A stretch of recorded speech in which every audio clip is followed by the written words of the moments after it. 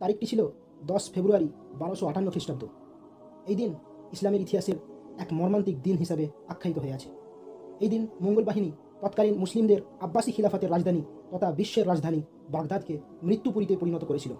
অনেক ঐতিহাসিকগণ এই দিনটিকেই Islamic golden এজের সমাপ্তি হিসেবে পরিগণিত করেন। 1258 সালের 29 জানুয়ারি থেকে 10ই ফেব্রুয়ারি পর্যন্ত হালাকু খান বাগদাদ অবরোধ করে রেখেছিল। শেষমেশ 10ই ফেব্রুয়ারিতে মঙ্গলদের কাছে বাগদাদ আত্মসমর্পণ করে। এরপর মঙ্গলরা বাগদাদে প্রবেশ করে নৃশংস ধ্বংসযজ্ঞ শুরু করে। হামলায় বাগদাদের বিখ্যাত বাইতুল হিকমা গ্রন্থাগার ধ্বংস হয়ে যায়। খলিফা সহ শহরের অসংখ্য বাসিন্দাকে হত্যা করা হয়, ফলে শহর জনশূন্য হয়ে পড়ে। এই অবরোধকে ইসলামী স্বর্ণযুগের সমাপ্তি হিসেবে দেখা হয়।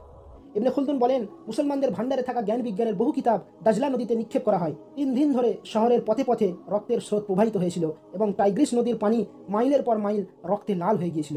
এই বাগদাদের পতনের ফলে আব্বাসীয় শাসনেরও অবসান ঘটে।